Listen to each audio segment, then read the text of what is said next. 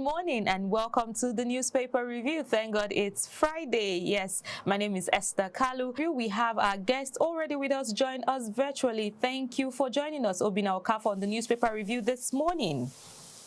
Thank you very much, Esther, for having me. Good morning, listeners. Let's get into the revised national policy on population for sustainable development. There's a latest headline that the president moves against high fertility rates, launches revised population policy. Now, this is aimed to improve the standard of living of Nigerians. You feel we can achieve, that policy? China, we know, but for Nigeria, how do you think that would go well in Nigeria? The policy on population control is neither here nor there, but it's the best thing that can happen if we avoid politicking around it or religious bigotry around it.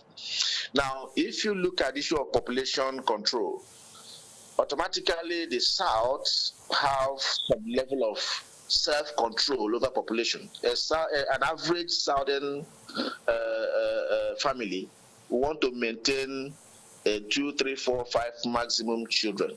But look at the deputy, the minority leader in the House of Reps. He had about 28 children going for the 30. Maybe before the end of this year, they will get up to 30. Now, such a people who have used religion to support, because they only accept that when it suits them. And they are the people that are supposed to make these laws that will control this kind of system. Do you think majority of them will accept this? Well, if it's a national law, I don't think it is going to exclude anyone. If it's a national law, it don't. That's what I'm saying. Now that law has to be made by the national representatives. When you have majority of them who are having this kind of mind, last other time also, one of the House of Rep members came with his 3 wives. Display them and proudly show that he's so powerful in the other side. So he's so powerful, the number of creations of children he does. So with such a thing, there must be a general orientation and changes. So people should not be using religion to deceive Nigeria. These countries like Saudi Arabia and many other Islamic countries also put controls in some of these things. Now, if a girl child, a young man is in school, all this issue of getting children, getting pregnant or getting married at the age of 13, 15, 16 will stop. All these other politicians who are enlightened, their children will continue to be educated until the level of 20 or 20-something before they get married. So the best policy that can take place must control child marriage. That is where that's where it starts from. Control the number of children that a person can marry. Except that is done, we might still have this document kept and gathering dust somewhere, like most of the Nigerian policies. But it's a good thing that the president is thinking in that direction. It's a good thing that the policy is coming up. At least somebody should have to push it from there. But what I would want to think that making himself the chairman and vice president, the vice chairman, makes it a bit unserious for me, because these people are too busy. We have looked for people who are well experienced and vast in this and let them handle it and give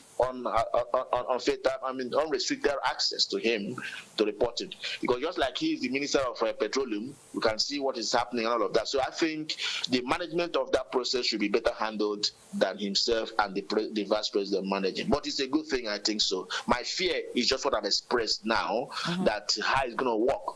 But it's a good thing because the nature of the level of reproduction, which is not much. Now, let me also say this. If we have a high population that is productively backed up, then there's no problem. Okay. But the problem is that we are having a large population that is not productive. So I think that's where the challenge is. Thank you so much for your time, Mr. Obin. I really wanted to ask you if we have a population that is productive. Is that a problem? But you already answered that. Thank you for giving us your opinion on the newspaper review this morning.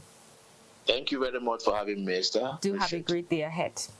All right. That's where we can end it here on the Washington Post and on the newspaper review this morning. Remember, I told you some of these details will come back to you on the 3 p.m. news with updates on the 9 p.m. news. You want to stay tuned for that. My name is Esther Kalu, and stay safe.